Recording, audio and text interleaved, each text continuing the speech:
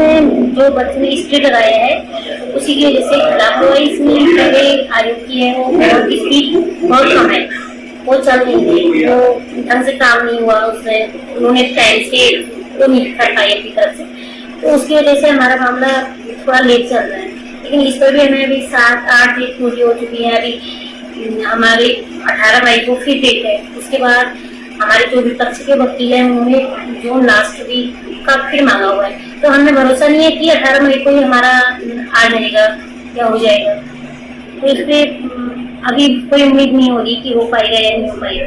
ऐसे भर्तियां जब अधर में लटक जाती है मैम, तो कितनी परेशानी होती है जो परीक्षार्थी होते हैं, स्टूडेंट? सर ये परेशानी तो शायद मेरे अलावा बहुत लोग बेरोजगार जो जान सकते हैं जो हम झेल रहे हैं, क्योंकि मेरे हस्बैंड प्राइवेट जॉब वाले हैं, हमें सिर्फ 10-15 हजार सैलरी निकली, तो हम उसी से अपना बच्चे भी पढ़ा रहे हैं, हमारा रहना भी, हमारा सब कुछ है, किराए पे रेंट पे रह रहे हैं हम, और स्वास्थ्य भी ठीक नहीं रहता है, तो हम बहुत परेशान हैं। ये सरकार को समझना चाहिए कि हर किसी का दर्द, जैसे उनका भी बजट नहीं बन पा रहा है, लेकिन हमारा भी तो अपना पर्सनल है। मैंने रात को 3 बजे तक अपनी पढ़ाई की है। मैं जब सुबह उठती थी मुझे सूजा हुआ रहता था, सुबह दिन भर मैं ना ली, और 3 महीने तक मैंने अपना सिर्फ 1 टाइम 2 टाइम खाना बना के अपनी पढ़ाई इतनी क्लियर की है। उसके बाद यह रिजल्ट आया है, तो मुझे कई बार रोना आ जाता है कि हमारा अभी तक इतनी मेहनत करने के बाद, इतना कुछ करने के बाद क्यों नहीं हो पा रहा है। बेरोजगारी का हाल ये है कि हर एक युवा अपने भविष्य को लेकर चिंतित है। एक ऐसा ही मामला हमारे सामने है इस बार, क्योंकि 2020 में जो भर्ती निकली थी एलटी को लेकर 1431 पदों पे, उसका एग्जाम हुआ, एग्जाम क्वालिफाई कर दिया, लेकिन अभी तक जो है ज्वाइनिंग नहीं मिल पाई है जिन युवाओं ने ये एग्जाम क्वालिफाई कर दिया है। उत्तराखंड में ये आलिम ये है कि यहाँ पर एग्जाम तो हो जाते हैं, भर्तियां निकल आ जाती है, कहीं ना कई भर्तियों में धांधली हो जाती है, तो कई भर्तियां ऐसी है जिस पर कोर्ट से स्टे लग जाता है। लेकिन आलम यह है कि युवा अभी भी दर दर भटकने को मजबूर है, क्योंकि अभी तक सरकार की तरफ से ना कोई संज्ञान लिया है, ना कोई आयोग की तरफ से कोई ठोस कदम उठाया गया है।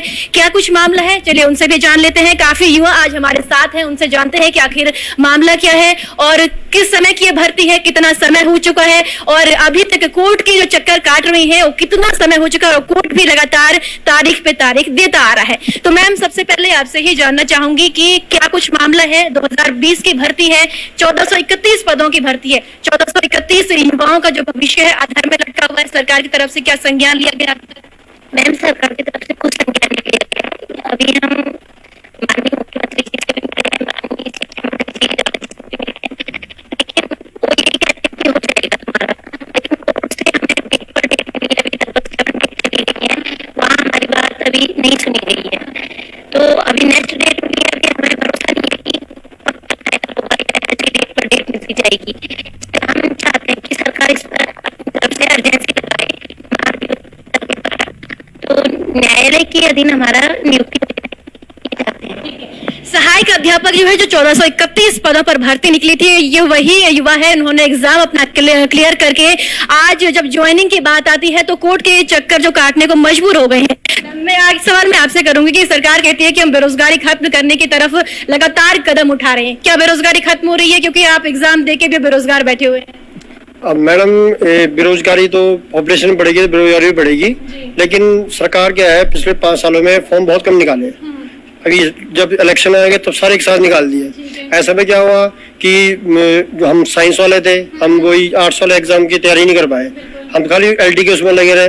तो इसमें बेरोजगारी का फर्क तो पड़ता ही है, क्योंकि हम चाहते थे हम सभी फॉर्म की तैयारी करें, हर 6 महीने के अंतराल में अगर फॉर्म निकलते रहते तो क्या है हम हर को एग्जाम की तैयारी कर सकते थे। तो हम 2 साल से इसी एग्जाम में लगे हुए थे, और इसी एग्जाम से हमें अभी नियुक्ति नहीं मिल रही है।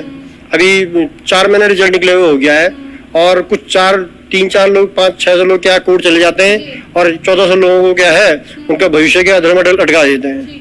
तो आयोग और सरकार को ये देखना चाहिए कि ये 4-5 लोग किस मामले में जा रहे हैं, जल्दी से निपटारा करें। फास्ट ट्रैक कोर्ट भी उसमें होना चाहिए। अब हम लोग अभी कोर्ट के मामले 2 साल 3 साल लड़े रहे, तो तब तक हम इनको वेट करते रहेंगे क्या?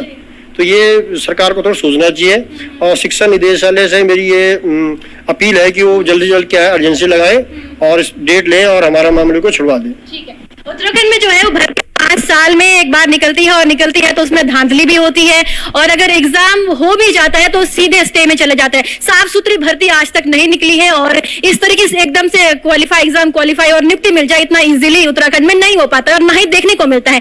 आप लोगों से जानना चाहूंगी कि परिवार की तरफ से प्रेशर तो जरूर होगा, क्योंकि एग्जाम क्वालिफाई करना है, पूछते भी होंगे कि अभी तक ज्वाइनिंग क्यों नहीं हुई है। हाँ बिल्कुल, सारे रिश्तेदारों को यही लगता है कि तुम्हारी ज्वाइनिंग हुई भी है कि नहीं हुई है, उनको तो यकीन ही नहीं हो रहा है कि हाँ जी बिल्कुल। अब तो फोन करके पूछ रहे तुम्हें स्कूल कहाँ मिला है, अब हम क्या बताएं हमें कहाँ मिला स्कूल, यही बस। मैं आपसे जानना चाहूंगी कि आपको क्या लगता है कि अभी तक क्यों नहीं संज्ञान लिया, क्योंकि आप शिक्षा मंत्री से मिले, मुख्यमंत्री से भी मिल चुके हैं, और सिर्फ 1431 पद है, ज्यादा तो नहीं है 1431, क्योंकि एग्जाम सब लोगों ने क्वालिफाई कर दिया है। ये मामला अटक कहाँ रहा है, क्या लगता है आपको? मैम इतना तो मुझे नहीं पता है, लेकिन इतना मैं कह सकती हूँ कि आयोग अपनी ढीली ढाली रवैये की वजह से हमारा रुक रहा है, क्योंकि अगर सरकार अपनी तरफ से अर्जेंसी लगाती है या आयोग लगाता है तो हमारा मामला जल्दी से निकल सकता है। वह इनके ढीले रवैये से ही हमारा ये काम रुक रहा है। अगर कहीं ना कहीं सरकार जल्दबाजी दिखा दे तो क्या पता आप लोगों की जो नियुक्ति है वो जल्दी हो जाएगी, ऐसा हो सकता है। क्या लगता है सरकार करेगी आगे, आपकी तरफ से कोर्ट में संज्ञान लेगी, अपना पक्ष रखेंगे आगे? जी बिल्कुल, हमें सरकार से उम्मीद है और विश्वास भी है कि सरकार ये काम करेगी। मुझे लगता है